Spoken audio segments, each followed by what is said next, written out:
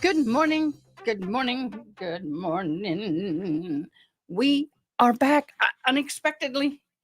But you know what? I had a feeling I was not going to make it a couple of days without coming on. Oh my gosh. Sorry. I rushed in here with makeup. Sarah Boone is at it again. Yeah. We got more Sarah Boone. Toxic. Good morning. Good morning, beloved. Thank you for all the docs. Doing okay. Doing okay. My son and I decided to go to a movie. Well, we have a little movie theater here, but I hate it. It's not good.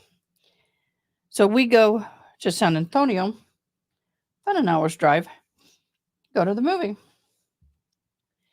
On the way back, after midnight, we hear pop, pop. I ran over a bunch of construction screws. Oh, don't feel sorry. Luckily, I've got a lot of my homework assignments done. I'm caught up. There's only thing I can do is Saturday, and it's a test, and it will drop on Saturday midnight or Sunday morning, however you want to cut it. I'm tired of cleaning glasses. It's like as soon as you get it one spot, another one shows up. So, hi, Christy. How are you? Good morning. Still morning my time. I am in pink in honor of Breast Cancer Survivor Month. I am a breast cancer survivor, but I'll honor my sister today and wearing pink all month. Guess what? I found our giveaways. You can choose between this that does glow in the dark. It glows in the dark. And then we have pumpkins. I don't know why they did it, and UFOs that glow in the dark. They glow in the dark. So you get your choice. I might even I'll have, depending on who the winner wants, that's what they'll get to choose between. I have my own, they have one they can choose. So definitely hit the likes and comment and subscribe. Definitely would appreciate it. Also, we are having a membership launch, not a launch, subscription and membership giveaway. You get one entry for sub, and then you get 10 for membership. So, yay.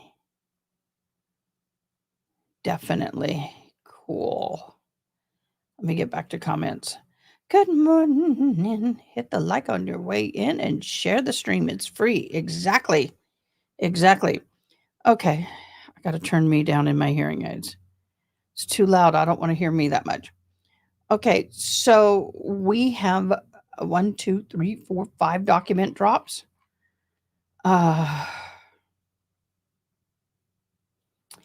Sarah Boone. Let me get up. I think that's an older one. Let me make sure I don't have an old one up. Toxic, you're so awesome. You really are. I appreciate you, Toxic. I do.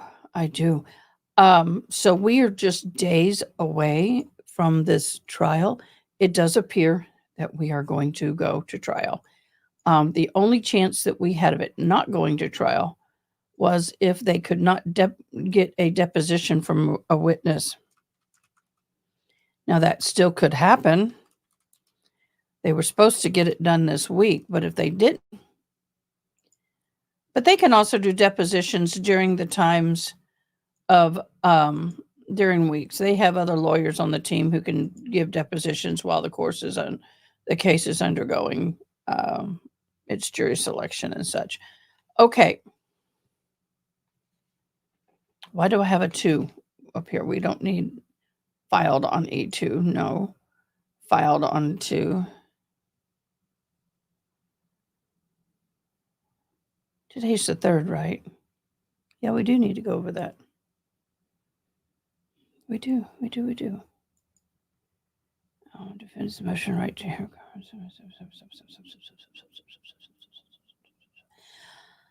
Okay, guys. So we have one.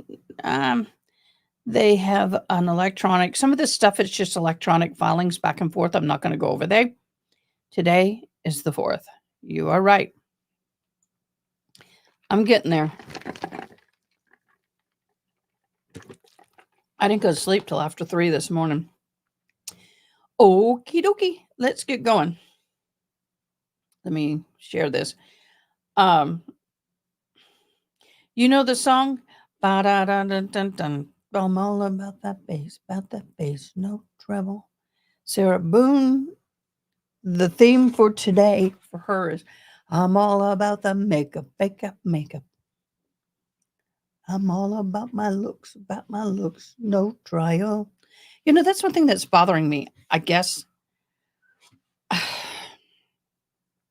Good morning, Ronnie. Good morning, Christy. I guess what's bothering me, and I'm getting actually quite just starting to get PO'd about it, is this thing about her dang makeup.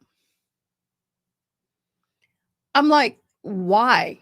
Why do we care so much about the makeup?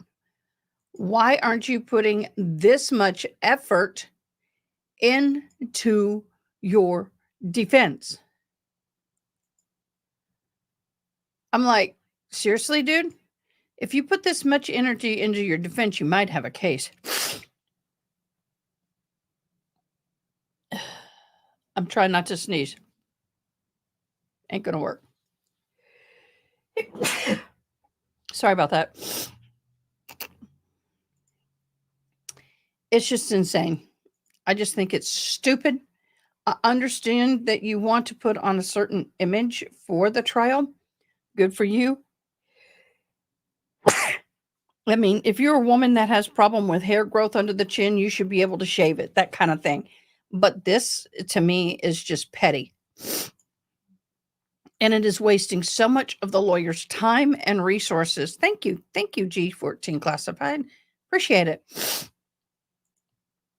And I think I think you're right. I think she thinks she's a fan. So let's go ahead and start with that. She's got fans. She's got to do it for her people.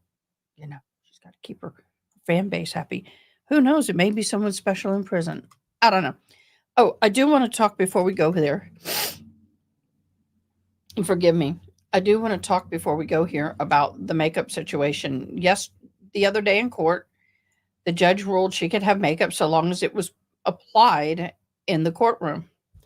Well, now, as soon as he made that, a deputy sheriff came up to the judge and said, "Your Honor, we are not able to permit that because we don't know, for security reasons." People, when my children were young and they were sending letters to their father in prison or any kind of coloring, I mean, there were certain things you could do. You could do a harsh ink, one that was not like water soluble. I mean, there was just a lot of strict rules. And they can be laced. People will take crayons, melt them down, add a bunch of drugs to it, let it harden, and then the kids would color with it. And then when the image would get through screening, because they didn't think it was laced, and the inmates would get it, then they would scrape it, they lick it to get their highs and things like that. And number one. Number two, this is a very highly publicized case. You bet your bed'em dollar. Sorry, my neck. You bet your bed'em dollar that the inmates in that prison are following this like crazy. So they are concerned also that it could cause possible rioting situations because there's a lot of people out there a lot of people in the prison, especially women, who really get pissy about makeup. And I mean, look at me. I'm all about makeup. I'm all about the makeup, not natural. So anyway, if she doesn't get it removed before she goes into the courtroom, if she gets back into the jail and has any makeup residue, it can cause an issue between her and the other inmates. Um, the thing, I don't understand it. Every video, every photo, everything prior to being arrested, she's natural. She doesn't wear makeup very often. It's very clear and obvious, honey boo boo, that you an all natural girl. And I was looking at her photo and I said, your hair and your skin has improved so much from being in jail, which is usually the opposite, unless you were on drugs and alcohol and now you're clean and your body and hair are not saturated in that substance. So we're going to put this on. I'm going to read it to you or with you, not to you. I mean, y'all can read yourselves. That's why I'm putting it up there. But I'm going to read it with you. What the heck? This is not what I wanted. There we go. Get my glasses back on so I can read. She wasn't wearing makeup before, and she was locked up, so agree. That's a deal now. I don't even think it's right to expect a court official to be doing anyone's makeup. Haley, you're right. Ronnie said, we've all seen her. Yep. Well, and here's the other thing. If I was the lawyer that he was talking about, I'd be pissed. I'm like, I am not no makeup artist. Do not expect or volunteer me to do her makeup. Yes, I'm a part of your team, but I am no makeup artist. Now, Sarah, if your attorneys are watching me, which I highly doubt it, fly me there. I'll be your makeup artist every morning because I am a makeup artist. I'll gladly do your makeup. And I'll gladly remove it before you leave that courtroom. Right there in front of everybody on TV. Okay, y'all. I'm in a weird mood. What a rare mood I'm in. I know, baby girl. Mama's okay. The state responds to the defendant's case law submitting September 30th of 24 regarding the motion to suppress files on September 24th. Comes now the state, Florida, by which and through undersigned assistant state attorney, and the state's and alleged followers, as alleged follows. The defendant filed a motion to suppress statements in September 24 without citing any case law to support her position. We're going to stop right there. A judge cannot act without case law. You have to cite case law. It's like me sitting here saying, oh God, how do I put this? The book cover is red and the judge accepting that without looking at the book cover. You have to have case law. You have to have something to substantiate the request. Making a request in and of itself is not valid. That's just not the way it's done. September 26th, the defendant submitted the case to the court regarding her motion. On September 30th, the defendant has filed additional case law with the court. These cases appear to involve issues outside the four corners of her motion to suppress statements. The state objects to any additional claims of being raised at the hearing that were not specifically pled in the defendant's motion. Case law, state versus Christmas. This is what they have to have, because the judge has to read it and know that the previous cases, this set up a precedent. Hey, Haley Mouse. Oh, I know, right? Oh my gosh. I could do things to make her look much older, but yeah, I could have a lot of fun with her. So if you notice, there's the case law. And here it is again. Vera versus State is the first of these cases. 2024 WL 4281354, Florida 4th DCA, September. You see, that's what they're supposed to do. In the case that was, while not actually having a video surveillance of the defendant committing the crime, police threatened to seize his truck 3 times, alleged that they did. Detectives in the case never said they had evidence they did not have. Sorry.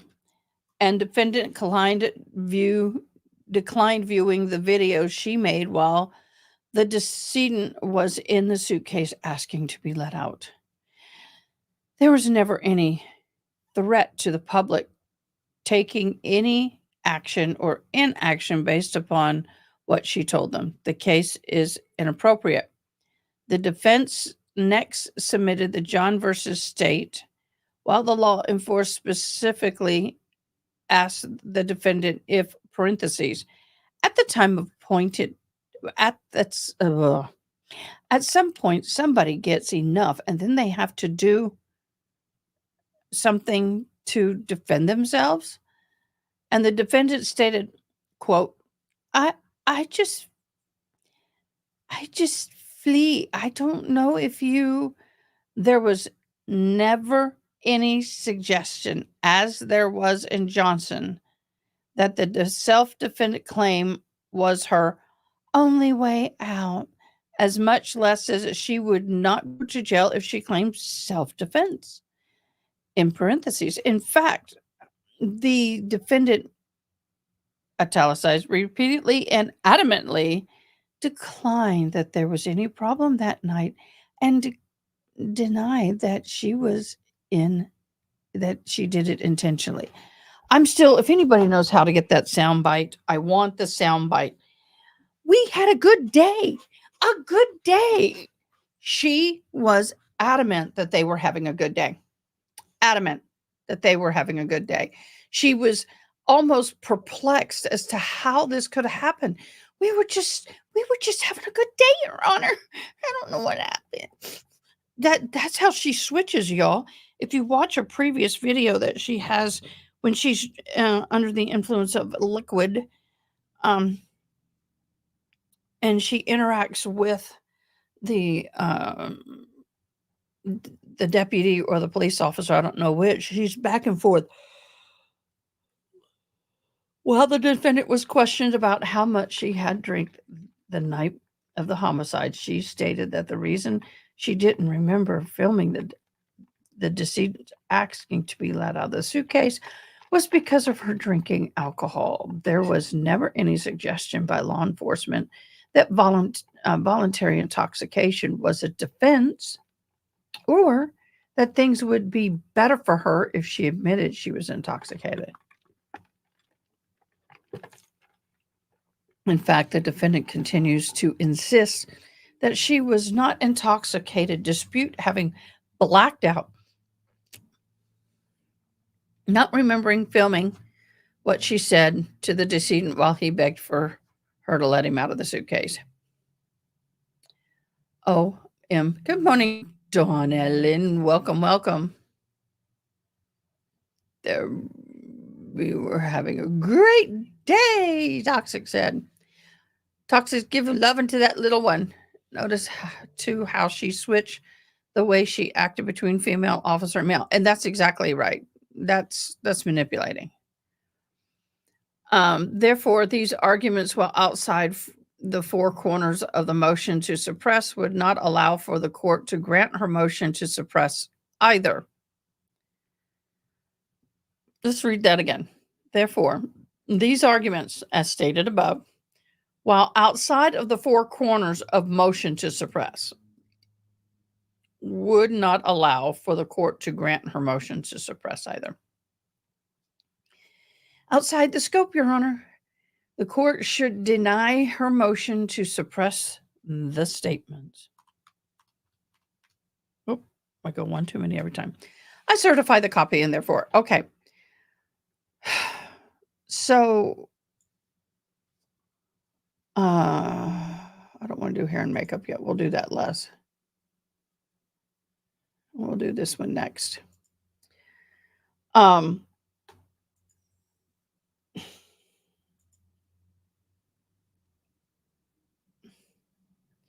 Why is this not cooperating? There we go. Please forgive me. I'm a little fuzzy today. About 4.5, 5 hours sleep, but I'm kind of having a hangover from yesterday's headache. Let me get some coffee. I'm loving my drink, but I think coffee is going to do me better. I want to try something. These are supposed to be glow in the dark. So let's see. Oh, looky. They do glow. Here, get them back over here. Look at that. They're glowing. That really does glow. And this one, it's harder to see, but it just glows little dots. Oh, there it is. Where? Trying to get the angle on it. There it is. Yeah. I think I'm going to leave this like this for a minute. My head feels better this way. Y'all, is this too dark? Yeah, I look green. Okay, so this one's a glow in the dark. You can see the little flexes in it. This is one of the giveaways. This one, no, this is my personal. I have another one. Or this one, it's got pumpkins and spaceships. I don't know who decided that, but okay. That was cute. Yes, if you haven't, please join the As a Gavel Drops on Discord. They are fabulous for all of your legal document diving addiction. Those of us who love to document dive, they have it all over there. They are following over 400, almost 500 cases. And yes, I'm taking it with me, the mic. I'm fixing my coffee. And they are fabulous. So it is a free to join, but you can do, what is it called? As a toxic, you can give them something to help them run, which I need to look and see if I need to do that again this month for you. So anyway, please. They're phenomenal, and I really couldn't do this without them. All these documents that you see, 90% come from them right now. Boost the server. Thank you. You can boost the server. And that blesses them and helps them keep up and running. And it also gives space on their server to house all these documents. I don't even know how many they have. They have thousands. I wasn't going to go live today. I was going to just take yesterday, today, tomorrow, until Sunday off. I was just going to come in and do our Sunday members only live. So if you want to be a part of the members only live, go ahead and join. We start at 99 cents and the most expensive is $9.99 a month. And you'll be entered. You'll have 10 entries into the drawing for one of these fabulous. Now, if you don't like these, I'll find something you like. Mugs. And then, yeah, be good. Okay, let's get to reading on this one here. Oh, come on. That's not what I asked you to do. Let me make sure it looks good there. Okay. Come on. Thank you. All right. State of Florida plaintiff versus Sarah Boone defendant. In order on the defense motion to suppress the defendant's statement at the Orange County Sheriff Office on the defendant's amended motion to suppress defendant's statement at the Orange County Sheriff's Office and the defendant's second amended motion to suppress the defendant's statement at the Orange County Sheriff's Office, OCSO. Oh, do you hear that glorious sound? That glorious sound is my coffee saying, guess what? We're done. And speaking of coffee, they are my sponsors. They have been fabulous for months now. Ever since I started practically, they've been keeping me in coffee, keeping me in a very good mood and very happy place so I can not be a witch in the mornings.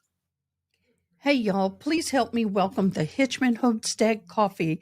They are fabulous. They have many different blends of freshly roasted, freshly ground coffee. They have a monthly club where you get 4 bags for $40 or a Keurig option. Also, they just came out with a half and half. Oh my gosh, I absolutely love it. So do me a favor. Go down to the link below at hitchmanhomestead.com. Order you some coffee and show them some love. Y'all, they are going to be having some Christmas gift boxes. As soon as I get an image, I will put it up here. Do you know what? That would be a fabulous gift for anybody that you know that drinks coffee, is to have, their Christmas blend is awesome, y'all. Really is. I got to turn the light on. Sorry. I'm looking a little greeny. Pukey. I don't need to look puke today. Okay. Got my coffee. Let's get to reading this.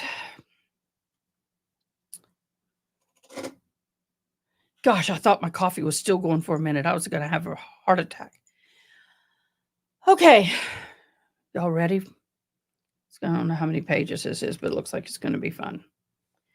The case came before the court October 2nd of 24 on the defendant's motion to suppress defendant's statement filed 9/24. The motion on the state's motion to strike defendant's motion to suppress statements at the Orange County Sheriff's Office, and the state responded to the defendant's motion to suppress the statement filed on 9/27/24. The response on the defendant's amended motion to suppress defendant's statement at the OCSO filed. Okay, I'm going to skip it.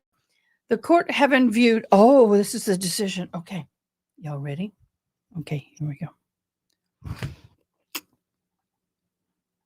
The court having viewed the motion, having reviewed the response, having reviewed the amended motion, having reviewed the second amended motion. Hold on. I don't want to sneeze. Having reviewed the court file, having considered the testimony and evidence offered by the parties, having considered the arguments offered by counsels for state, having considered the arguments offered by the counsel for the defendant, finds as follows. Defendant Sarah Boone is charged by way of information filed on 3/3/20 with a single count of second-degree murder.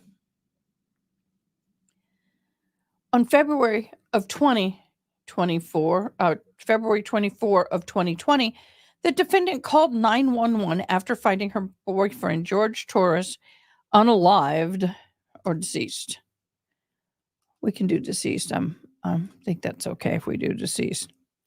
Deputy Kayla Rodriguez arrived on February 24, 2020, and spoke to the defendant. See State Exhibit 1. Detective Copesell, a homicide detective with Orange County Sheriff's Office, with 6 years' experience as a homicide detective and law enforcement officer since 2013, was the lead investigator for the George Torres unaliving on February 24th of 2020. Detective Copesell arrived at the scene within 30 minutes to the hour of OCSO deputies arriving, was briefed, and performed a walkthrough of the apartment. Therefore, a search warrant was drafted. Detective Copesell then made contact with the defendant outside of the apartment for a few minutes and explained procedures of a search warrant. The search warrant was executed with CSI. The defendant's cell phone was collected after the CSI documented the scene. Detective Copesell waited to go through the defendant's cell phone to corroborate the defendant's story, or wanted, excuse me. The defendant signed a consent prior to February 24, 2020 interviews addressed below. See the defendant's Exhibit 1.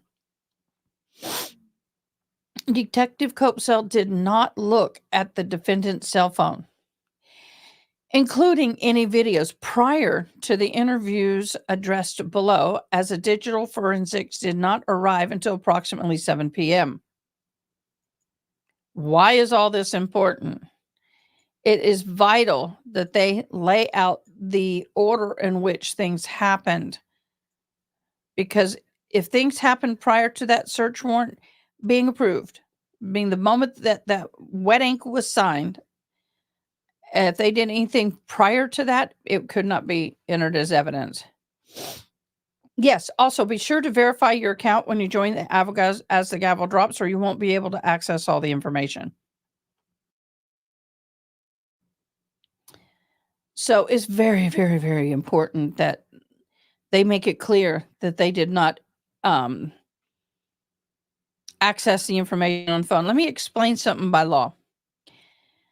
If, for say, you're committing a computer crime and they sit down with you in your office, they meaning the police or sheriffs or whomever, and they're discussing things with you, and at that point they feel that they have enough probable cause to get a warrant, but they don't have one yet.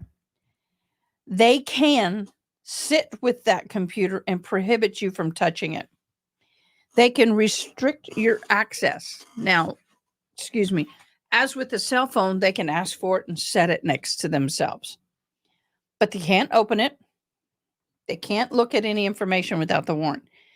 People think, well, since they took it possession of it, i.e., sat with it or had it sitting right next to them without a warrant, that can't be admissible. No, they have the right to sit with the evidence to ensure that you don't tamper with said evidence. They have a right to sit with the evidence in which they wish to get a warrant for to ensure its accuracy and safety. So that's just the way they do it. And that is legal. So that was some of the drama going on about the cell phone. That there was some people saying, well, they didn't have a warrant right then they can't even be near it. Well, yeah, they can. They just can't access it. They can't turn it on and be looking in it, but they can have it in hand. They can set it next to them on a desk and sit there like this for days if they want to. Well, there's a time limit, but as long as they don't access it and get evidence before the warrant, there's good. I'm having allergies today, y'all. We are having huge allergies here in the Hill Country.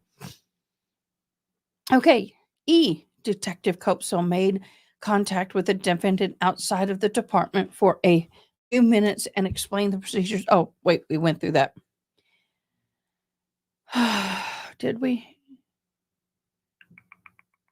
Interviews are listed below. 7 p.m. There we are.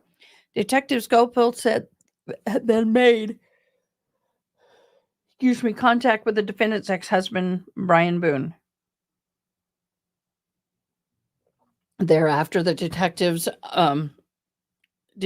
Copesall and Lowen had an interview with the defendant in Detective Copesall's unmarked Nissan Pathfinder at approximately 5 p.m. C also states Exhibit 1. The detective Copesall explained that she wanted to have a conversation with the defendant after walking the apartment. Detective Copesall testified that she would not have interviewed the defendant outside of the unmarked vehicle, had no memory of using the word routine, and that everything was explained on the record. The word routine is not used by Detective Copesall in any recording. Okay. Let's talk about the vehicle and her being in front of the vehicle. When you are in a situation that is very public, they do like to kind of isolate you a little bit. So it's a more private conversation. It's for the integrity of the investigation, but it's also for you and your embarrassment or your, they don't want to sit there and have you get all embarrassed over the whole situation especially when they don't know fully what's going on. She was in the front seat of the vehicle.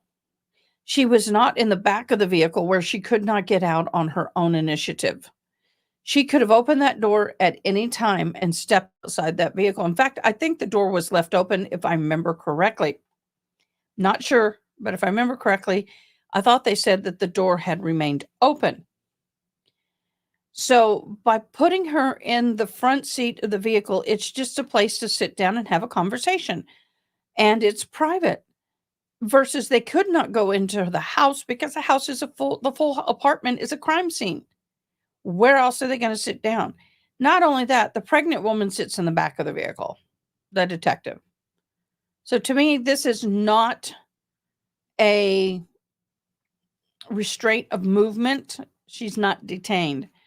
And they do use the word routine, but don't forget, they can lie to people to get their information if they need it. You can lie. Is something else drop in Discord? I'm getting some ding dings. Let me look. I'm sorry. I'm this close to trial. Every time there's an alert, I look because you really never know what's dropping. Okay, we're good. So, and the detective may have used the word routine, but this was what? How many years ago? Yeah, she's had a lot of cases between then. Detective Copsel explained the purpose for the interview, including the defendant's prior convictions with the deputy, Kayla Rodriguez. And Detective Copsel. So, because there's a history of violence, they're going to handle this differently. The Detective Copsel desired to get a further understanding of what happened last night. The descendant, oh gosh, I can't quit yawning. Asked the defendant more detailed questions. Okay. Well, that's reasonable. It's reasonable. They're doing their job. This is an investigation at this point. This is not an interrogation. And that's when things that people get confused. Interrogation is more what happened inside the police department. Further understanding that what happened last night, ask the defendant more detailed questions. See exhibit, ... Detective Copsel, I'm going to read you your rights, but it's just because that how we do things, okay? So you do have the right to remain silent, okay? You do understand that, okay? So she asked, do you understand that? It may be a little different, but we'll talk about that in a minute. The defendant, yes. Detective Copswell, anything you say may be used against you in a court. You have the right to talk to a lawyer before and during questioning without charge. If you cannot afford a lawyer and want one, we can provide one for you for questioning with no charge or without charge. Has anyone threatened or promised you anything to get you to talk with me? No. Do you understand what I read you? Yes. Once again, and I say this time and time and time again, the courts also look at her previous interactions. Is it reasonable to believe she understood because this is not her first rodeo with this? She's been arrested before for domestic violence. She has been read her Miranda rights multiple times prior. Do they have a reason to believe she understands these because she has made it very clear and otherwise earlier cases she did? CID. And therefore, the detective Cosmo. Oh, by the way, let's talk about that real quick. The card that she had did not have the two sentences that the prosecution's fighting over against the defense, because the defense is saying that she omitted a sentence. Well, it wasn't on her variation of the card. And by the way, different states have different variations.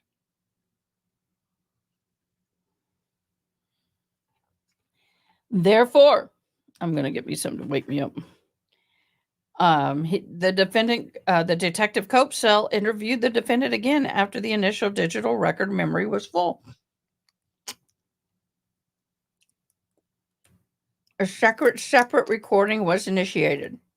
Detective Copesell confirmed with the defendant and had no additional communications occur prior to the second separate recording of Detective Copesell inquired of the defendant prior to asking any other questions. Do you understand that you do not have to speak with me if you don't want to, correct?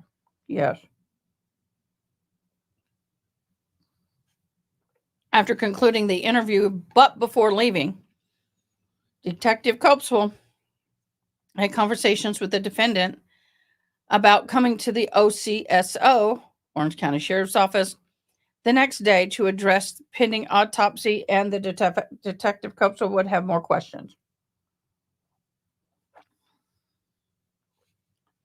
Okay, we've got some comments. Allergies are bad here in Wisconsin. I don't know. Yeah, that's the way I feel right now. Dawn, I feel like I have a bad cold. The bases were covered. My dad died in November at home, so we called. We got the sheriff deputy, coroner, and the funeral guy. All went. We all have a run time. We got the, yep. So, yeah, that's why I'm kind of like I am right now. I've really been struggling with sleep, and then these allergies are just, and the allergy medicine kind of doesn't help either. I'll get my coffee. I'll get more energy as we go. Just I can't get. Maybe I should put these back on. Yeah.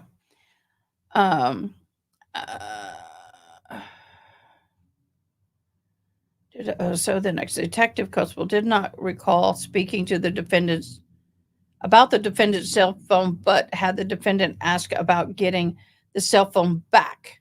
Okay, Detective Constable would not have given a specific time frame or return for the return of the defendant's cell phone. She couldn't, or they couldn't, because first of all, it is a piece of evidence in a case, and cases last years. They know this. They're not going to sit here and say, "Oh, I'll give it back to you tomorrow," or can they? Yes, they can. See, that's the thing. People keep forgetting that under a certain level of, or to a certain degree, that the officers are permitted to lie to you. Jeez. I don't have my cloth in. Oh, there it is.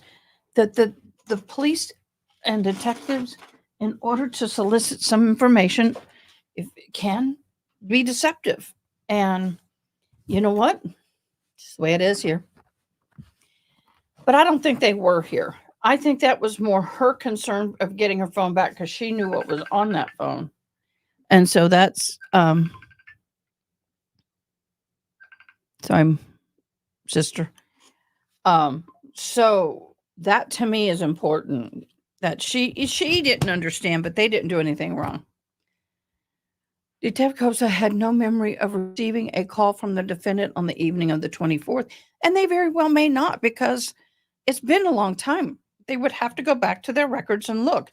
If she's just, they, not just she, but if they're basing everything they're saying right now on memory and memory alone, there's going to be things they don't remember. They have too many cases. I'm sorry, I'm a little fidgety. It's the meds, it's these allergy pills. I feel like I'm revving, but on the inside, I'm sleepy. The defendant's testimony largely agreed with Detective Copesville's testimony, including the timeline of calling 911, speaking with Deputy Kayla Rodriguez, and speaking with Detective Copesville. As to the February 24th of 2020 interviews, the defendant confirms. Detective Copesville explained that general questions would be asked. That's not uncommon. Defendant confirms that she stayed on the scene 10 plus hours while the investigation was performed. It's her home. I mean, it happened right there. That's normal. Defendant's own testimony was that she was under the influence of alcohol from the night before at approximately 1 p.m. the next day. This is something that I think is going to hurt her. Yeah, it should be routine, not runtime. Yeah, I caught it. I just too late. She says that she really didn't have a whole lot to drink. Later says she she doesn't remember doing some of the things they're accusing of because she was drunk out of her mind. You can't have it both ways. She says that she had alcohol-induced coma, basically, by saying that she doesn't remember anything, but yet she remembers that she went upstairs. She remembers some of the things, but not all of the things. It's not selective. You remember or you don't remember. And it doesn't change over time. However, there was nothing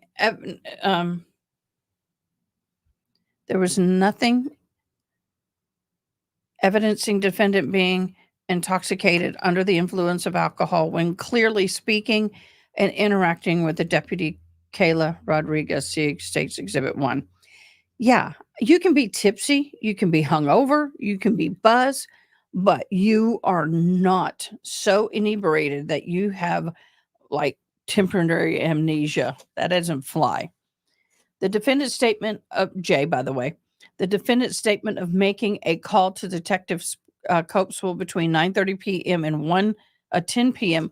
on the 24th of February 2024, her ex-husband's home, does not line up with the defendant's own timeline of saying at the scene 10 and plus hours, which began at approximately 1 p.m.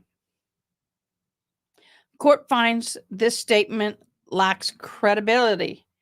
Oh, we're sorry. She remembers that they had a good day. It was intentional. I didn't intend to hurt him, Your Honor. I loved him, man. I was just playing. The defendant claims that before they left the scene, Detective Copeswell or Lowens would return to the defendant's cell phone to the apartment. I can't imagine an investigator, unless they're doing it on purpose to gather information, like they can exaggerate or lie. But as far as all the evidence that we have seen, that never was said. 2 bottles of wine by herself, I think, nipped between them. Yeah. On February the 25th, defendant claims that the defendant and the Detective Copeswell, had a discussion regarding the pickup of the defendant's phone. Specifically, that due to the Detective Copeswell's pregnancy, defendant needed to come down to the OCSO to pick up the cell phone. The defendant's sole reason for traveling to the Orange County Sheriff's Office was to pick up the cell phone. The court finds defendant's statement regarding picking up the cell phone also lacks in credibility, meaning, babe,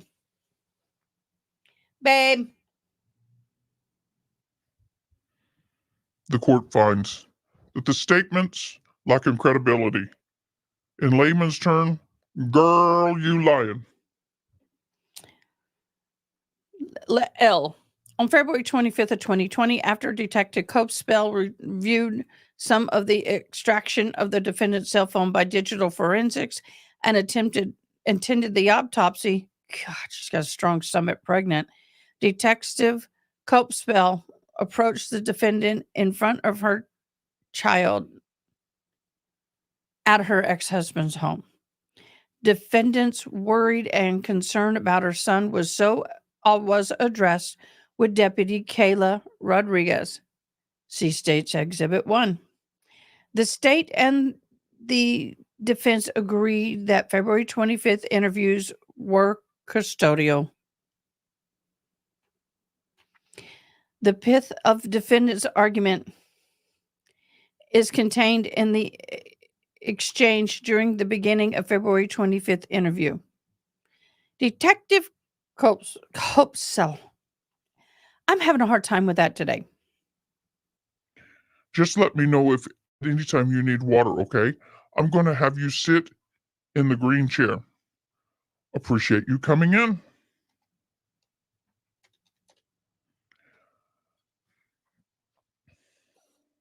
Yes, ma'am.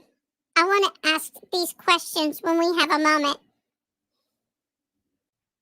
Sure. So obviously he received his autopsy. So I'm going to read you your rights here again, because we have the right, we have to talk about that. Since I'm talking to you about the incident, we just have to do it, just like we did yesterday. Normal protocol? Just like we did yesterday. Remember, I'm reading the rights. Yeah.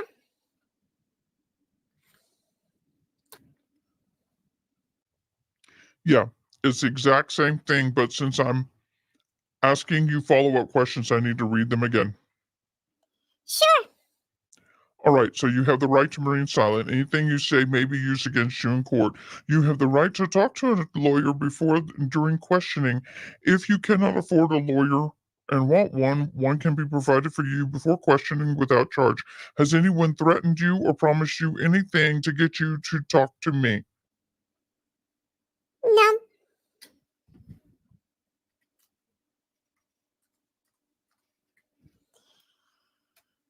And do you understand what I just read to you? Yes. What part of that is not clear? Yeah, she of course she had a list of questions. It's Sarah Boone. This is one thing I will say I love about sign language and ASL. It's not so much about the exact word to word. It's, do you understand the concept? I can sign it one way. So I can have 4 interpreters in here and I can say the same sentence and nobody will sign it the same. But will the concept be the same? Yes, it will be.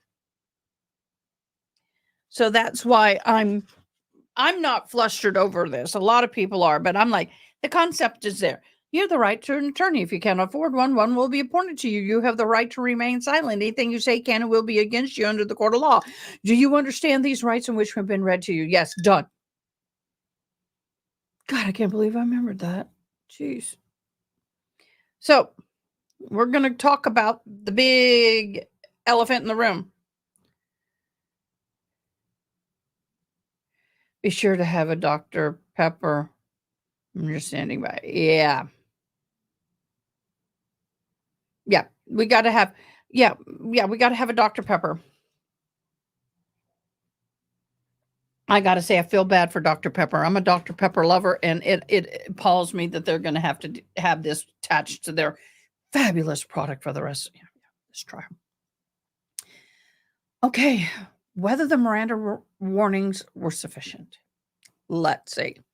How much do you want to say? If you believe that they were sufficient, please hit the like button. Okay. O, alphabet letter O. Alphabet letter O, yeah. The Fifth Amendment of the United States Constitution and Articles number 1, Section 9 of the Florida Constitution both provide for the right against self-incrimination. But it does not provide the right to not make an ass of yourself. Just saying. The self-incriminating clause in Article 1, Section 9, Florida Constitution required that prior to custodial interrogation in a Florida suspect must be told that they have the right to remain silent. Anything they can say will be used against them in a court of law, that they have a right to a lawyer's help. If they cannot pay for a lawyer, one will be appointed to them. Boom, done. They don't have to ask question 9. And the other thing is did they, just through the testimony yesterday, we discovered that not every officer in that department has the same card. Some of them are older, some of them newer. This was an older one, but guess what? It still holds up under law. Both Florida Supreme Court and the United States Supreme Court have stressed, okay, we know what that means, right? I think so, that there is not a talismanic incantation required to ensure. Okie dokie. Do we know what that is? Do we know what that is? Let's, I know what that is, but I'm going to Google this so I can make sure I get it back.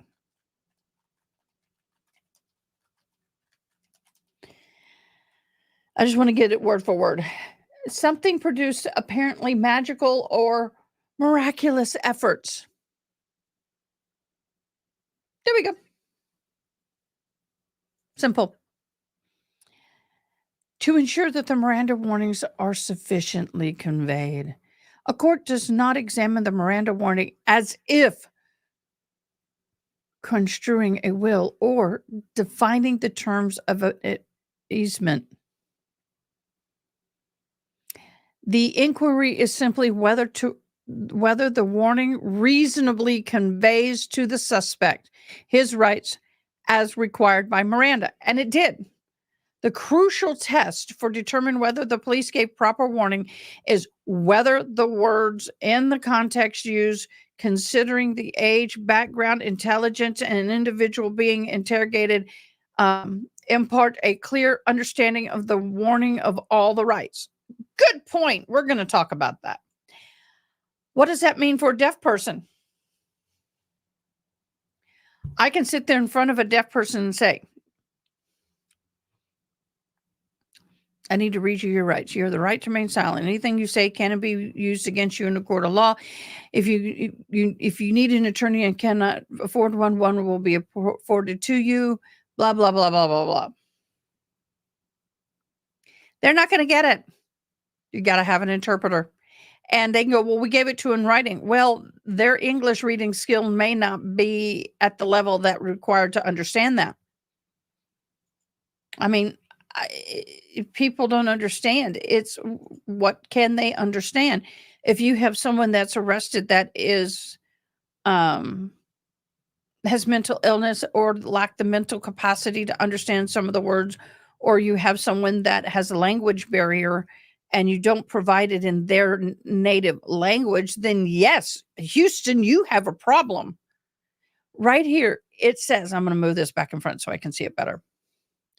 The crucial test for determining whether the police have given the proper warning, is whether the words in the context used with the thought, meaning you're looking at them, you've talked to them, considering their age, are they able to hear what you're saying? Are they so old that they're struggling to hear you and struggling to read it? Or are they too young to understand it? Just examples, not picking on anybody.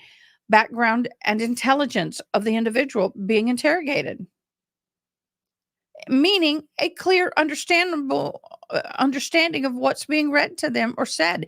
She obviously clearly understood her rights. The Miranda warning provided by law enforcement to the defendant at the beginning of February 25th of 2020 interview is sufficient under both federal law, and he quotes the statutes. There's his backing. And the Miranda rights given the defendant in the instant case is identical to the exemplary Miranda warning identified in Owensboro. As such, the Miranda warnings given to the defendant in the instant case, it was sufficient. He knocked you down. You can't. You can't. You're gonna have to live with that. Sorry. You were read your rights. You understood your rights. Into discussion. Now we're going to talk about coercion. God, I'm loving going to college and learning this because it helps me with this. I'm loving it. I'm eating this up. I know he was so focused on question number 9, and do you know what? I need to. Ronnie, will you help me? Can you find that video from yesterday from Trial TV Live? And I want to play that part for y'all. It is great lawyering. I mean, great judging. He's doing his job. I have no ill will. I don't think he's doing a bad job. I don't think what he's doing is wrong. So we're good. But I love the smackdown by the officer. I thought it was brilliant. I mean, by the court. Let me see if my son's going to get this. Yes, yes. To establish the statement of to establish that a statement is involuntary, there must be a finding of coercive police conduct. Baker versus State. Generally, to determine whether a confession is involuntary and coerced, the courts must examine the totality of the circumstances surrounding it. Martin versus State. When the voluntariness of a confession is in dispute, it is the state's burden to prove voluntariness by the preponderance. That was great. I'm going to braid my thing in a preponderance of the evidence. Okay. So it's the state's burden, not the defendant. The states where no misrepresentation of law regarding any defendant, Johnson versus State, no quid pro quo, CID, no directly specifically made promises, no overt acts or threat of force against the defendant provided or claimed. Weish versus State, no fear of material or physical harm. Denmark versus State, no hope of material rewards. CID, no indication that the defendant was a newcomer to the law based on the 2 times Miranda warning provided. Okay, so not only was she provided the Miranda warnings once, she was actually provided the Miranda warnings twice. So, if she didn't understand it the first time, she should have asked. Hi, Jedi Jess. Oh, I saw you over at BB's, Broken Bakers. So yeah, they were twice. It wasn't the first time she'd ever heard this and understood it. Between the 24th of February and the 25th of February on 2020. No indication that the defendant is mentally deficient, especially considering the verbiage that she uses. No threats, no delusions, deceptions, or promises were made, and the defendant was offered water and breaks. Baby girl, just time to get ready for trial. And once again, I'm not mad at her attorney for doing this. He's part of it is he's preserving the appeal, and the second part of this is he is doing his job. He's throwing everything at the wall, see what he can get to stick. He came in last minute, and I give him credit for that. I may not agree with everything he does, but do you know what? Go for it. There were no false statements made by the law enforcement in order to coerce the defendant to go to the Orange County Sheriff's Office based on the findings above on the 25th of February, 2020. I mean, it is true. They talked about the autopsy. That's why she came in. They did discuss the cell phone.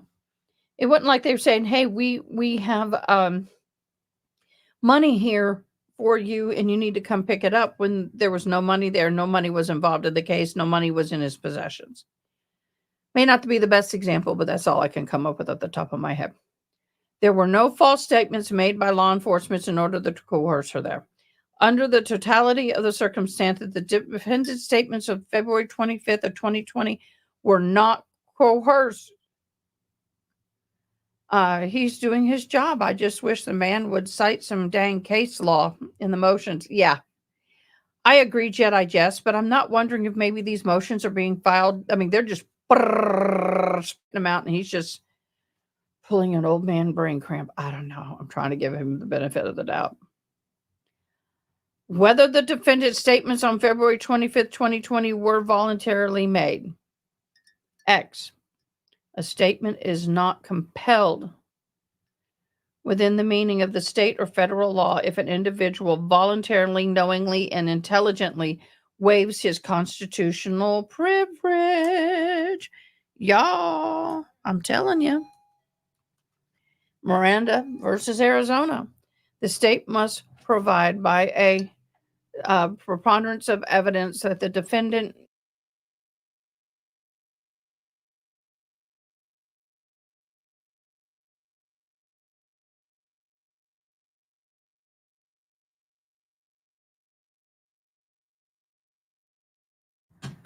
Sorry, someone said they came in here a couple of times and nobody came up. She may not have waited. We have some people that run in, nobody's there, and leave. And it's like, we're in the back of the shop. Anyway, the state must prove by preponderance of evidence that the defendant Miranda rights were waived. Berger versus state to constitute a voluntary waiver, the state must show, one, that the waiver was the result of a free choice on the part of the defendant and not the product of intimidation, coercion, deception. And two, the waiver was made with full awareness of the nature of the rights being abandoned and the consequences of that abandonment. You know what, guys? She knew.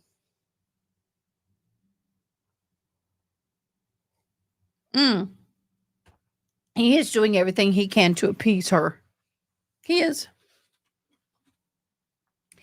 Guys, it's weird. 1 minute I'm hot, the next minute I'm cold.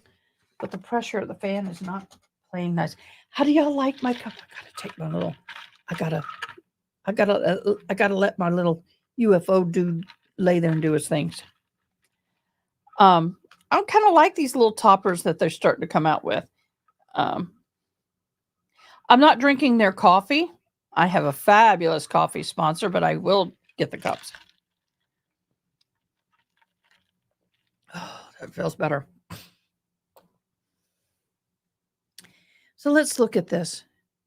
She voluntarily waived. We saw the video. We could see and very clearly see that she had done this. Thank you so much, Ronnie, for this. I'm going to get up into this video if they played it in this. I got to get the video of her. I want to get the video of where she was read her rights too.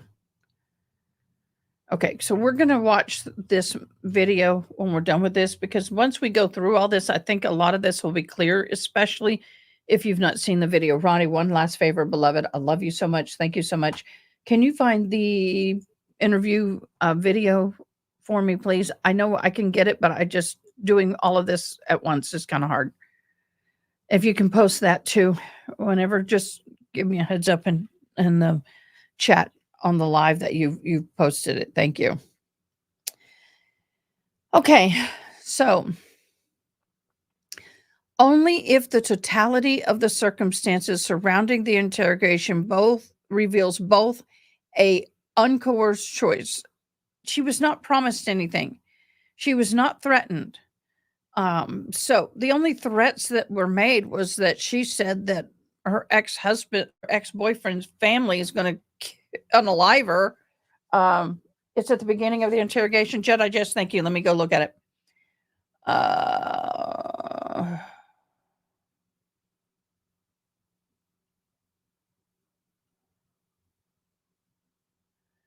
You mean, is that the beginning of her part of it? I don't see it in the video that I have here from court the other day when Sarah Boone got on the stand. This is something I do want to rewatch and kind of pull apart once we get finished reading this, but oh, wait a minute. Is that it? Nope, that's not it. But it is at the beginning of the interrogation. I just needed someone to post that in Discord for me so I can grab it quicker. So I want to talk about the waiver was made. When oh, Mary Kate, thank you. Oh my God, I miss you, love. How are you doing, beloved? Let me get this. Sorry.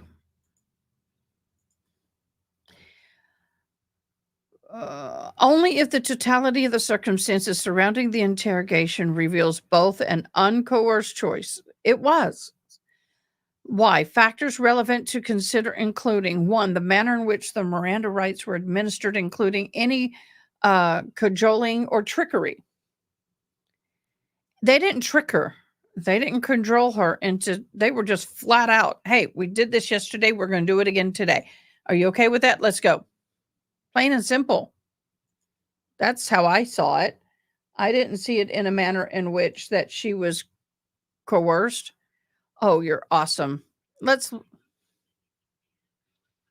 Why am I getting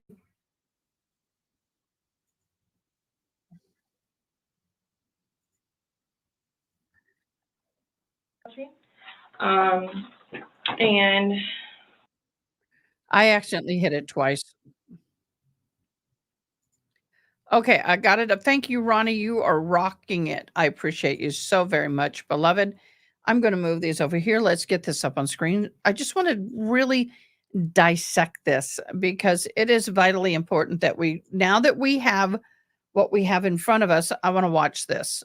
So I didn't realize out of frame, y'all. Y'all just should have told me. Oh, let me loosen up my frame a little bit. Y'all should have told me, y'all. Hey, Ada, your face is out of frame. Y'all can tell me those things. I won't get mad. You can tell me. Girl, get your act together. Okay, here we go. Let's watch this because we are at that point in this document. I want to see this. This morning we went to his autopsy, and we were informed of some injuries that he has by the doctor. So so he's got scratch marks to his back. I know what that's from. Okay. And it's called a contusion. Do you know what a contusion is? So like basically you're Bruise. getting hit, and then you get a mark from it. You'll get Sorry about that. I'm adjusting the camera. It's a bruise, y'all. bruising, like someone hit you or something like that. It's called a contusion. So he had some injuries to his left shoulder. He had a cut near his lip. We could see his mouth was a little. I haven't laid a swollen. hand on him. Okay. I also too.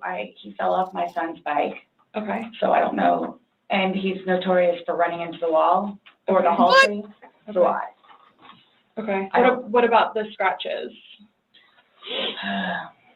Because there's also sex. Yes. Okay. Because there's also like a scratch on the back of his neck. Don't want that picture in my head. Going straight across. I have no idea what that's from. And they're all recent. Like they occurred recently. It wasn't something that occurred post or that occurred a week ago or 2 days ago, 3 days ago. They definitely occurred, the night leading up to when he was. In all honesty, we have not gotten into it. Okay. That's why, the only thing I thought you guys were going to ask me about, which I was going to be honest with you anyway, are the scratch marks on his back. Mm-hmm. Everything else, I have no idea what it is. No idea what it is. Nonetheless, I've had my son over the house too, so. Well, your son was there when? When was he last there? Oh, gosh. From my understanding, he was there last Tuesday. I don't know if it was Tuesday, but yes, he was there last week, so. Well, we're talking about Sunday. Yeah. We're just talking about what occurred Sunday. Because like I said, the injuries they occurred within that time period. So you're talking about day before yesterday?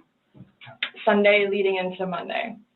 You called us yesterday at 1, but the incident, you guys were painting and stuff the night prior. Correct. So we're talking about Sunday and then That's into why Monday. I'm thoroughly confused, because we had a good time sitting on the back porch, having wine and smoking a couple of cigarettes, and then decided to go inside and literally paint, do puzzles, and play. That's why I'm struggling with that. Nobody got out of sorts. This is what's mind-blowing to me. I have no clue. Nobody laid a hand on anybody.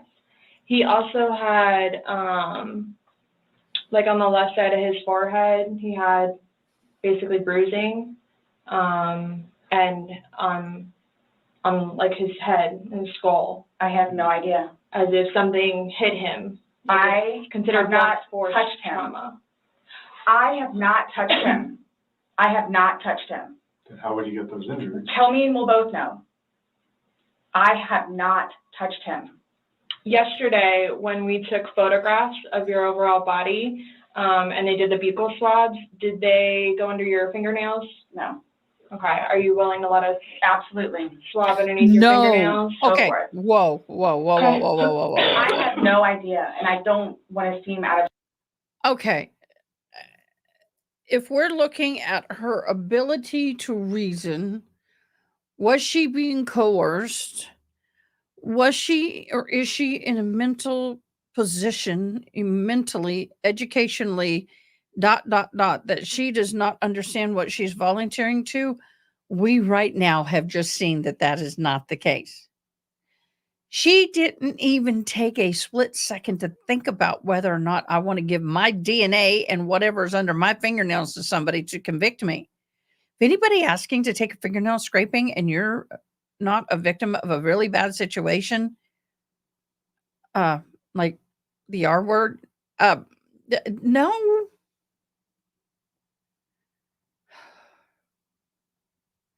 He runs into the walls. I heard that before, but we hadn't talked about it.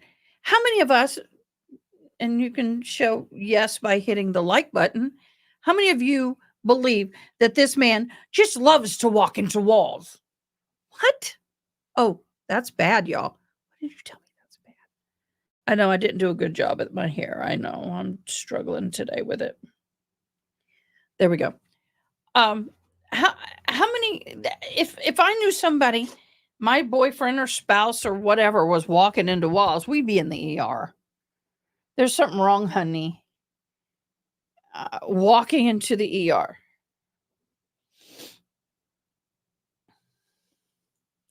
Were the Miranda lights red? Did I miss that?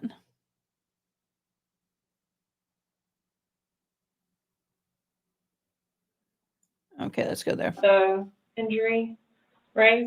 You said that was a I'll month say ago? a few weeks, give or take, yeah. A few weeks. That was the last like physical altercation between the two of you? You said a month ago he hit you with a curtain rod. Yeah, with a curtain rod. That's why I can't believe you guys didn't take that either. Huh. Like, we've been good. I don't know if, like, it's since the last time he got out of jail. It's been good. I Like, want this we've been clip. good, and he's been having his classes Mhm. and seeing his probation officer, who's amazing. So, What do you mean by good? What's your definition of good? By the way, I struggle with this. She talks as if the probation officer and her have a very clear understanding and a cordial relationship to the point that she can sit there and contact him and talk to him or her about her boyfriend. That's not the way it works. You can't do that. It doesn't work that way, y'all. Absolutely does not. I run into anything, but I have issues. Well, I mean, that's the point. And if he's really something wrong with him and he's running into walls, then why did she not get him to the doctor? It's just really, I mean, the more we watch this, the more the we probation can. officer, Oh, no, you said you guys have been good. What's your definition? I've of been good? good. I don't think you all understand. He comes at me all the time. He comes at me. So it's either I flee or try to go upstairs and go to sleep. That's usually what it is. And I don't know if you talked to Brian about any of that, but most of the time when I flee, I go over there. So, Why? Right, but you're saying that you guys have been good, and when I asked you yesterday, there hasn't, the last incident that you could remember was the Something's curtain not rod right incident, which about you said that was a with month me. ago. Is that she So, goes give or over there take. to sleep. right. So what do you mean by he comes after you? Like, he gets belligerently drunk. mhm. Like, I don't know if you all have looked through my phone yet and seen any of the pictures and the videos that I have taken. Okay, Ronnie, I'm going to address that, but I'm going to address what she just said too. You're right. They are not going to call her and talk with her about what a good job she's doing controlling him. That if he was a child minor, then yeah, but he's a grown adult. Okay, I want y'all to hear this because I think she's fishing. She's fishing. He gets Listen, belligerently drunk. Mhm. Like, I don't know if you all have looked through my phone yet and seen any of the pictures and the videos that I have taken. Mhm. And at one point, I started documenting everything. Okay. So you all will see in. so do you see how she's lining this up? I think right here she's fishing because she's going to see if they're going to bite. If you're sitting there and said, yeah, did you go through my phone? Did you see the videos yet? I had some videos where he abused me and I took some pictures and I was just kind of curious if you've seen them yet. And they didn't go, yeah. And we also saw the video where you were talking to him while he was in the suitcase. They refrained from sharing that information at that point. And I think that's good because what happens when they do that is that builds, that just gives her a little more confidence that right now they don't know what she knows. By the way, I got my nails done. Yeah, nothing fancy. My Thank you, Hannah. pictures, bloody fingers, split foreheads, he split my nose.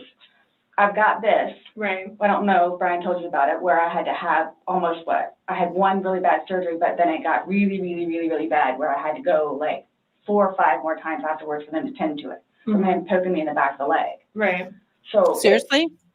Then why are you still with him? everybody asks me that. When I tell you guys this, I love you, man. I love you, I man. really love him. I really Like love I it. do. And I feel like I Love can you, help man. him. Like I feel like I could help him, which I did because he came a really long way from where he was in Philadelphia to moving back to here and to dealing with everything else that he's been dealing with. Mm-hmm. I've really helped him. I've bailed him out of jail, 3 times. I've gone to every single hearing and every single arraignment, everything that I did for him. Gone to see all his public defenders, go to the state. I've gone to the state. I did everything for him because I'm trying to help him because I had hope in him. And he was trying. He was trying hard. And then he starts to think about things and I think he gets overwhelmed. And then it's like, Next thing I know, he's drinking. So it's like, oh man, I know where this is going. I'm not a drinker, but honey child, I'd be drinking to get away from you. I go, so I'm going to go upstairs and read a book, or I'm going to go for a bike ride, or I'm going to do something else. Where I don't want to drink. I don't want to drink. The occasional wine, whatever, or if it's a weekend, that's when you have a good time. You don't have to wake up the next day. I have to wake up the next day and do things. I have to tend to Lucas. I have to take him to school. I have all this stuff to do. He doesn't know how to, I guess, maintain himself, where I can do 50 things at once and still know the 50 things more prior that I need to get done. He can't process like that. He didn't process like that. So he would literally, not literally, but have smoke coming out of his ears. So the next thing you know, he doesn't want to deal with it. I'm going to go get something to drink. So the majority of the time I would hang out outside or do something else because I don't want to drink. His job broke his heart, and it made me sad because he had so much pride in his job. And the store that he took care of so much totally went downhill. Mm-hmm. And She is broke She is definitely self-sufficient. So I'm not going to watch all this. Do you see any coercion anywhere in this whatsoever? Any coercion? I do not. I do not.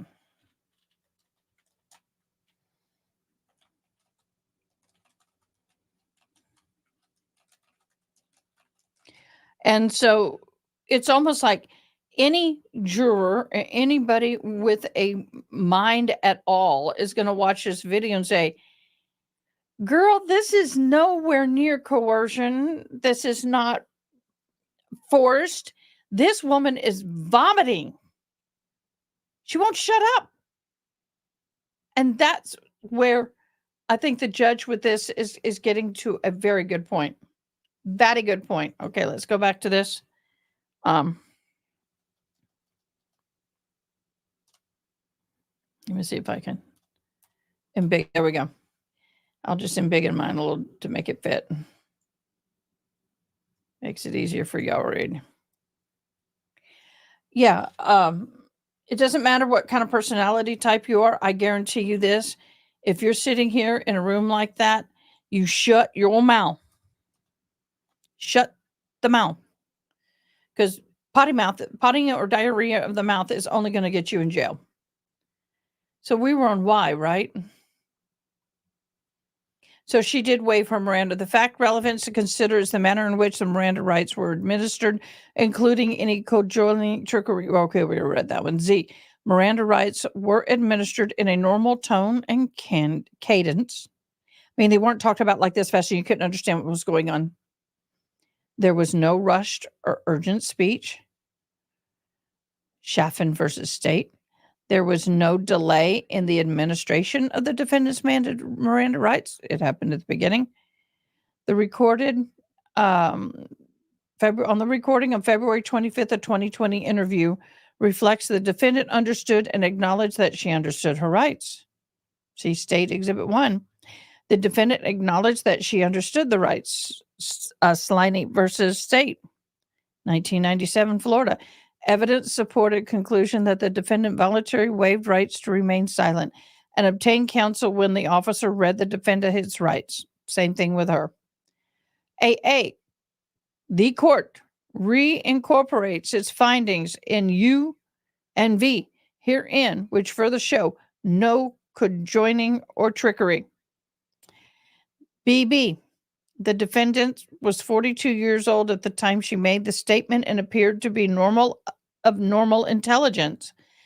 CC, on February 25th of 2020, the interview did take place at the OCSO office and no written waiver was secured. Doesn't have to be. It's recorded. Under the totality of the circumstances, the defendant's statement on February 25th of 2020 was made, Your Honor, with a voluntary, knowing, and intelligent waiver. And this waiver the result of a free choice on part of the defendant and was not a product of intimidation, coercion, deception, and the waiver was made with full awareness of nature of rights being abandoned, ordered, and adjudged as follows. You ready? 1. Motion, the amended motion, the second amended motion are hereby, all caps, bold, denied. Denied, denied, denied, denied, denied. Done and ordered. Denied. That's it. That's it.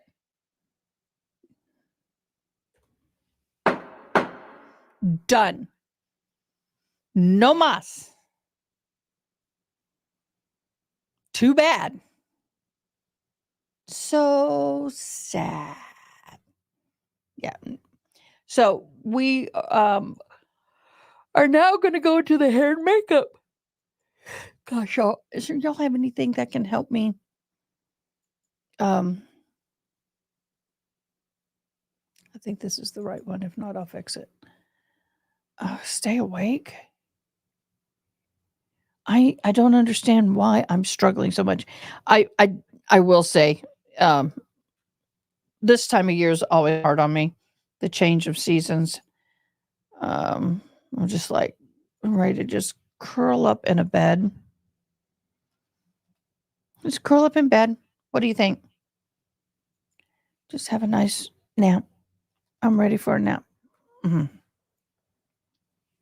me see if I can pop that one more. There we go. Oh, if I move it over here, it's going to do that thing again. So I got to do it again. Okay. The defendant comes now. The defendant, Sarah Boone. No, this is State of Florida plaintiff versus Sarah Boone. I want to call her Sarah Buffoon. Oh, ADHD jelly bean, please. I just want to lay down and go to sleep. I just want to go home, curl up, and go to sleep. Okay. So I'm trying not to call her names. I don't like calling names in the chat, but it's so hard not to call her Sarah Buffoon. Yeah, judge tonight. See you all Monday, lawyer. But Your Honor. The order of the defendant motions rights to hair, cosmetics, and civil clothing without restraints for trial. The cause came before the court October 2nd of 24. Defendant's motion for the right to hair, cosmetics, and civilian clothing without restraints for trial, e-filed on 9/27 of 2024. The motion. The court have reviewed the motion, having reviewed the motion file, having considered the arguments offered by counsel for state, having considered the arguments offered by counsel, the defendant finds as follows. I wish I can play the song. Ba-da-da-da, get ready for this. Da-da. You know how they do at the basketball games. I got to wake up. We will toxic. We'll have a fabulous weekend as soon as it gets here. I'm going to powwow tomorrow. Yay! Can't wait. All right. Hey. Are you listening? Sarah Boone, we're starting on letter A. And since you've been deemed intellectually normal, I think you can follow along with this. The court provided an oral tenuous ruling on October 3rd of 24 regarding the defendant appearing in civil clothing for trial, the defendant's access to cosmetic and hairstyling throughout the trial. The court reserved ruling on the defendant appearing before the jury free of physical restraints. That was B. C. In deciding whether to physically restrain a defendant and what methods to use, the court must balance its obligation to maintain the courtroom's safety. Yeah, like the dude that jumped over the court and beat up the judge, against the risk of the security measures may impair the defendant's presumption of innocence. Oh yeah, we've already got lies on the stand. Oh yeah. Yeah, this is going to get good, y'all. This is going to be a good trial. She will get up and testify. If she testified like that, yeah, she's going to get up and testify. So, and decide whether to physically restrain a defendant, the methods used, the court must balance its obligation to maintain the courtroom safety against the risk that the security measures may impair the defendant's presumption of innocence. See Diaz versus State 513 SO2 D1045, 1046, parentheses FLA 1987. Kind of getting a little long in the tooth on that case law, but it works. A court may order physical restraints only if it is found to be necessary to maintain the security of the courtroom. Before, during a defendant shackled at trial, the trial court must make a case-specific and individualized assessment.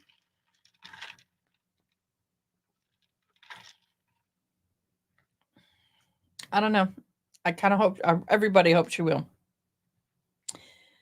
But I get you. I hear you. Number one.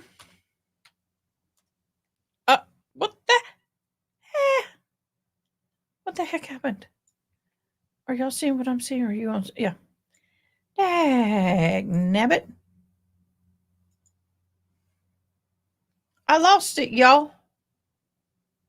I lost it. I don't know what happened. I'll pull it up again. I got it right here.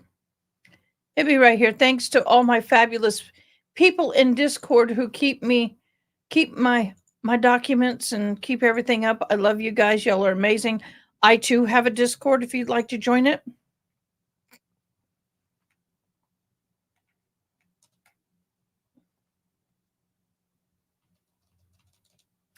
So y'all are more than welcome to join our Discord as well. We have a fabulous Discord, and we also have one called As a Gavel Drops. It's Toxic Orchids Discord. It's fabulous. Let me share screen. Oh, it was still there. It was just hidden. Okay, let me get it back over here because I got to be able to read it, and y'all read it, and everybody read it.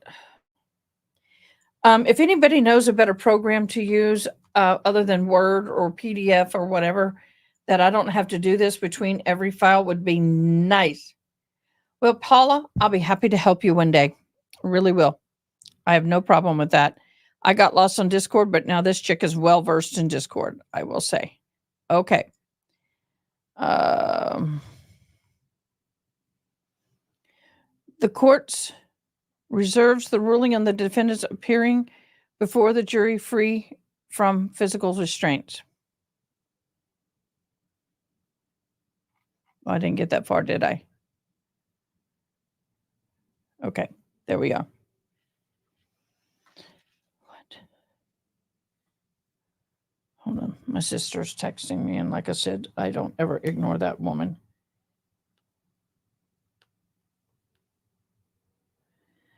For those of you who don't know, I have a sister that's very ill, so I kind of keep an eye on her. Okay. D, a court may order physical restraints only if it is founded to be necessary to maintain the security of the courtroom. Before ordering a defendant shackled at trial, the trial court must make a case-specific and individualized assessment. Considers 1, the defendant's criminal history and the nature pending of the charges, with special attention to whether or either involved violence acts. 2, whether the defendant has disrupted criminal proceedings in the past. And 3, whether the defendant has engaged in any threatening behavior. So none of that applies to her, so she will not be shackled. I'm already reading the writing on the wall. She will not be any physical restraints. There's no evidence that the defendant has any criminal history. Well, people started barking up the tree. Well, she was arrested for that. It doesn't matter. She was not convicted. She was not convicted. So technically, okay, guys, there's no evidence that the defendant has disrupted criminal proceedings in the past. There's no evidence. So orders as follows: that the motion is granted, the defendant's shackles, handcuffs will be removed during the proceedings. Done. certificate of service. So the makeup issue is mute because he's already made his decision. Already made his decision. Period. Okay, guys. I have an urgent situation with my sister. We need to talk. So I'm going to. I just wanted to go over this. I'm going to bid you adieu, and then we will be live again for sure Sunday night for our members only live. I'm normally only do. I'm opening it up to all members of all levels. Let me put it that way. In 99 cents to $9.99. We will have fun. We will talk about all kind of stuff. We'll make fun of people, make fun of me. We will, I'm an open book. You guys can ask me questions. We're going to have a good time. I am going to take the rest of this day to try to get as much college work done between now and Sunday, because this particular 8-week, my colleges, and I love they're doing this now.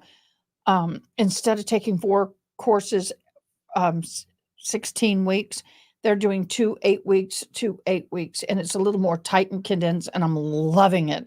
So this one is coming to an end. I got to get finals. So I just wanted to hop on and go through this. So all of this saying, the Miranda rights motion is struck down.